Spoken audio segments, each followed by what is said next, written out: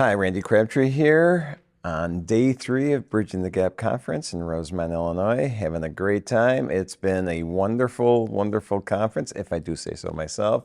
And one of the reasons it has been wonderful is because Al-nesha Jones is here at the conference and Thank spoke you. this morning in a session. So, Yes, I Al-nesha, did. thank you for being here. Thank you for having me for the second year, Randy. I appreciate it.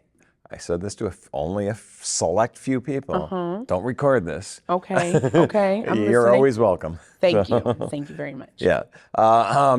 So to that point, and one, I want to thank you because you've had a crazy travel week, and if anybody watching this realizes what's been going on with the airlines, with the, what was it called? What was the company that had the Crowd something. crowd strike? Yes. Yes. Crowd strike issue. You actually flew to Florida, somewhere, Orlando, Orlando. to do a conference, then flew back here, not back, but here, Yep. and landed about 5 p.m. last night and was hosting our award show a few hours later. And I had time to shower and glitterify myself. And so you really went above and beyond, and luckily, only a slight delay on your flight, got here, and we really appreciate it, so thank you for that. You're welcome. All right, so now that I've set the stage with that, any thoughts on the conference? Have you seen, have you liked, have you disliked, have you want me to stop doing this completely? Oh my gosh. Well, what I will say is I arrived right before the award ceremony, the dinner party. So when I got here, the energy was already really high. As soon as I got into the lobby, I already saw the sparkles. So I knew exactly what I was getting myself into. So I do feel a little lucky that I arrived at party time. But between last night and this morning, I just keep getting this overwhelming sense of this is such a safe space for accountants. And I think that we are constantly under pressure to be very pulled together because Jennifer Wilson said when she accepted her award that we are the guardians of the world's economy. And that is terrifying. The world's economy guardians have to be pulled together. So I think this is a space where we can be ourselves and we can connect with one another and we can be silly and have fun, but also learn. And I think that's so unique. And that's what keeps bringing me back to this conference. Well, thank you. And to that end, then, you did give a session today, which I was able to get in and out of a little, but everything I saw was awesome. So I assume the entire thing was awesome. But why don't you give us the title and what the whole point of the speech was? What were you trying to accomplish? Yes. So it was Inside Out and how to prioritize your mental health to build a successful firm. And I actually received really great feedback afterward that session was not solely about mental health. It was really about structuring your firm to create capacity for you. Yep. And I was like, wow, that's a great topic. I wish somebody would have said that before. But the feedback that I got from the gentleman that said that was this was such a strong presentation and was fitting for moms, for people who weren't even accountants, people who were seasoned in their business or brand new, about how to set up a business that makes space for you to care about you, because we are our own biggest assets, right? If we are not well, our business is not well. And that was the message we were conveying. And then how to get there. Not just that you are important, but how to make sure you consistently prioritize yourself so that you can grow. So I've told you this before, and I brag about your story, and that makes it sound like I can take any credit. I can't take any credit, obviously. It's all good. But I'm just so impressed. Maybe that's a better word with what you've done. So why don't you tell us about the things you've done to create this space for yourself so that you are taking care of that asset? Yeah. So I spent the first few years of running my firm really prioritizing my family, and they're super important to me. My kids are my favorite humans in the world. In 2021, I realized that I can't just prioritize everybody else. It can't be my mom, my dad, my children, my husband, my team. I have to matter too. And I came into this year with the motto that this year, I want to make sure that I'm caring for the chief.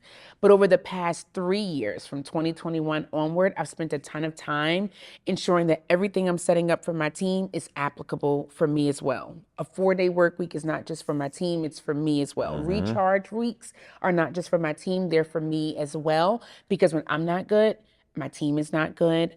The business is not good. My family is not good. So I'm just starting with myself first, and that includes booking my massages for the whole year. I Nice. pay for them during tax season, so I have something to look for the entire year. We work a 4-day work week, which means I get to spend Fridays recharging and doing some of the things that bring me joy and taking walks. I've been really consistent with my workout regimen, and that's been really important because it keeps me balanced. I'm going to stop there. Yeah. Award-winning workout, right? Ladies and gentlemen, okay?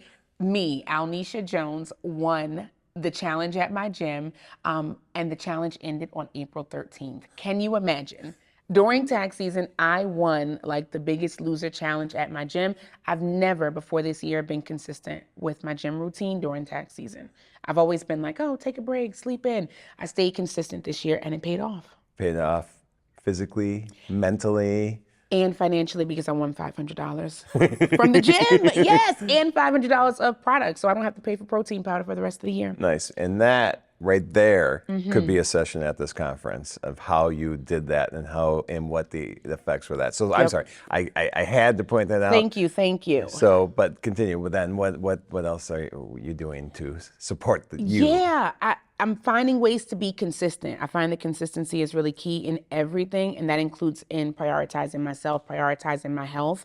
Going to the gym means that I remember to drink protein shake. Drinking a protein shake reminds me to take my vitamins. Taking my vitamins help me to stay balanced. When I fall off track with one, I tend to fall off track with all of them. So we talked a lot about how to create consistent routines to keep yourself balanced so that you can avoid burnout. Working in a space where you're constantly on and then you're down until you can pull yourself back up, it's just not sustainable for anybody. No. And then how about other things you're doing? I know one of the things is boundaries. You set boundaries with your clients? I'm big on boundaries. Yeah, your clients are not your friends. They do not need your cell phone number. There are very few emergencies. Now you tell me. So few emergencies in accounting. People just don't need to connect with their accountant all year.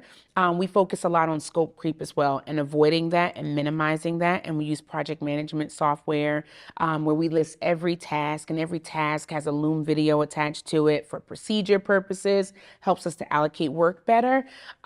But in order to get to a place where you can get ahead of the work, you really have to know what you're doing. And you don't know what you're doing if you're just doing whatever the client asks for. And you're just responding really quick, and you're letting them call and text you and email you at all times.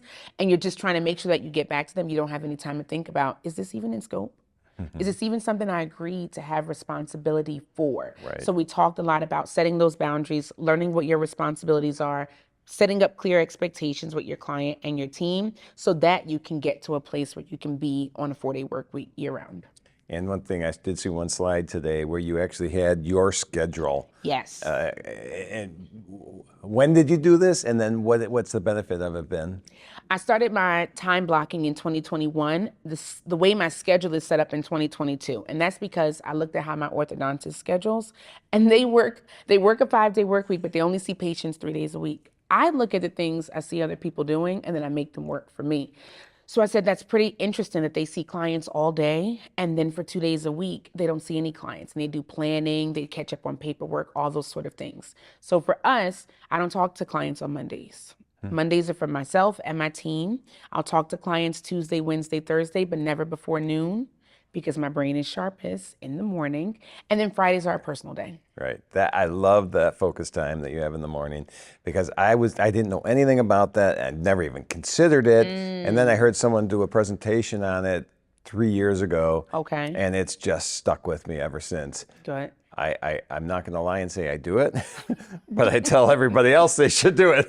It's so good because if you block out time to focus, a lot of times we think I'll just work in between calls. Right. But in between calls there are follow-ups, and then you see an email. So to have that time where it's like no email, no calls, I put on music, I light a candle at work, and I work. And the amount of things I get done in 3 hours, it would take me 9 hours if I spread it in between calls and meetings. Right. Getting distracted just Yep. throws you so far back. And this is a way you can do this 4-day-a-week schedule. Exactly. And then the other thing, and I'm always so impressed with that. And there's a few other things I'd like to talk about because, and I don't even know half of the amazing things you do. But another thing you talked about today was and you polled the audience about, who knows all the deadlines you have to deal with, and none of them are a surprise. Nope. And so what you were talking about is just then knowing it's there, and how are we going to plan all the time before that so that it doesn't all get truncated into this time. I'm assuming that was the Exactly. point.